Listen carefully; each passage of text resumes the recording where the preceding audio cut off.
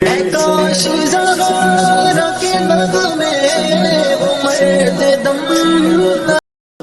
اللہ الرحمن الرحیم۔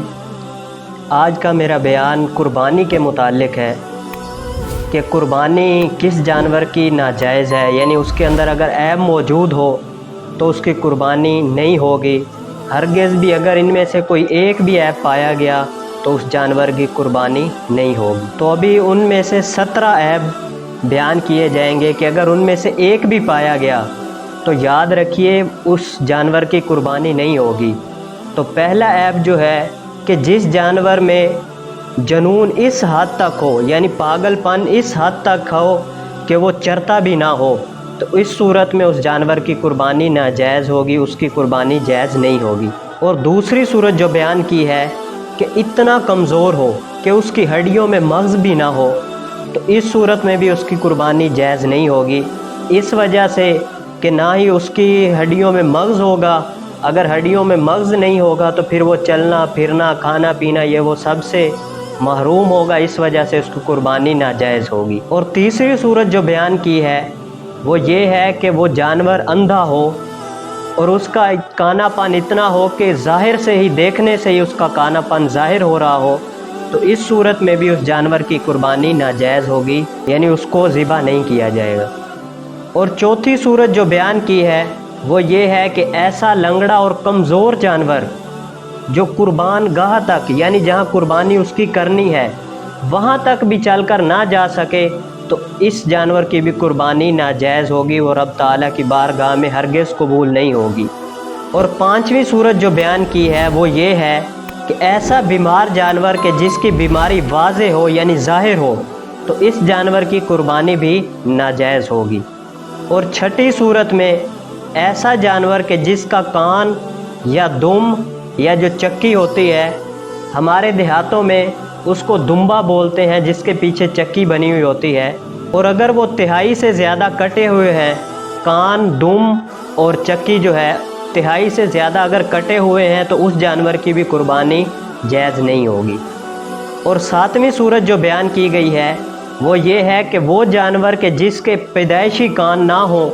دونوں نہ ہو یا ایک بھی نہ ہو، تو اس صورت میں بھی اس کی قربانی ناجائز ہوگی۔ اور آٹھویں صورت جو بیان کی گئی ہے وہ یہ ہے کہ ایسا جانور کہ جس کی نظر جو ہے وہ تہائی سے زیادہ جا چکی ہو، تو اس صورت میں بھی اس کی قربانی ناجائز ہوگی۔ 9ویں نمبر پر جو بیان کی گئی ہے کہ ایسا جانور کہ جس کے دانت نہ ہوں یا جھڑ گئے ہوں اور وہ گھاس کھانے کی بھی صلاحیت نہ رکھتا ہو، تو یہ بھی اس کا عیب ہی شمار ہوگا، اس صورت میں بھی اس جانور کی قربانی جائز نہیں ہوگی، اس جانور کو ذبح نہ کیا جائے، اس وجہ سے کہ اس کی قربانی جائز ہی نہیں ہے۔ اور 10ویں صورت جو بیان کی گئی ہے وہ یہ ہے کہ بکری کا ایک تھن کٹا ہوا ہو یا خشک ہو، تو ان دونوں صورتوں میں اگر کٹا ہوا ہوگا پھر بھی قربانی ناجائز ہے، اس وجہ سے کہ وہ عیب ظاہر ہے اس کے اندر، اور دوسرا کہ اگر اس کا تھن خشک ہوگا تو اس صورت میں بھی اس جانور کی قربانی ناجائز ہوگی۔ اور یہ ایک تھن والی جو ہے یہ بکرے کے بارے میں بیان کیا گیا ہے۔ اور 11ویں نمبر پر جو بیان کیا گیا ہے وہ ہے گائے اور بھینس کے متعلق کہ اگر اس کے دونوں تھن جو ہیں کٹے ہوئے ہوں یا خشک ہوں،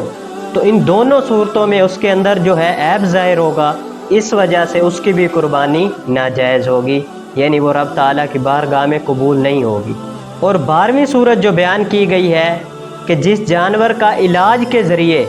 دودھ خشک کر دیا گیا ہو، تو اس صورت میں بھی اس جانور کی قربانی ناجائز ہوگی، کیونکہ وہ عیب شمار ہوگا، اس وجہ سے اس جانور کی بھی قربانی ناجائز ہوگی۔ اور 13ویں صورت جو بیان کی گئی ہے وہ یہ ہے، اس میں 2 مسئلے بہت اہم ہیں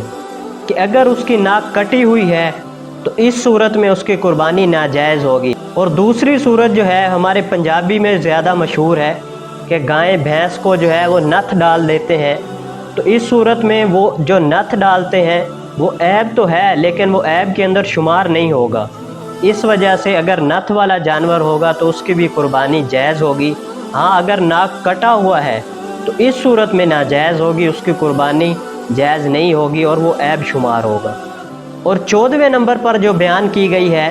وہ ہے خنثی جانور کے متعلق کہ اس جانور کا نہ ہی نر اور مادی ہونا ظاہر ہو رہا ہو، تو اس صورت میں بھی اس کی قربانی ناجائز ہوگی، کیونکہ اس کے اندر یہ بھی عیب شمار ہو رہا ہے۔ اور 15ویں صورت جو بیان کی گئی ہے وہ ہے کہ اگر وہ جانور غلیظ چیزیں صرف کھاتا ہے، اس کے علاوہ جو چارہ وغیرہ ہے وہ نہیں کھاتا اور صرف غلیظ چیزیں ہی کھاتا ہے، تو اس جانور کی بھی قربانی جو ہے وہ ناجائز ہوگی، اس وجہ سے کہ یہ بھی عیب میں ہی شمار ہوگا، کیونکہ جو چارہ ہے وہ نہیں کھا رہا اور جو غلیظ چیز ہے وہ کھا رہا ہے، تو اس صورت میں بھی اس کی قربانی ناجائز ہوگی۔ یہ 15 صورتیں ہو گئی۔ اور 16ویں صورت یہ ہے کہ وہ جانور کے جس کا ایک پاؤں کاٹ لیا گیا ہو، تو اس جانور کی بھی قربانی ناجائز ہوگی، کیونکہ یہ بھی عیب میں ہی شمار ہوگا، تو اس وجہ سے اس کی بھی قربانی ناجائز ہوگی۔ اور 17ویں صورت جو بیان کی گئی ہے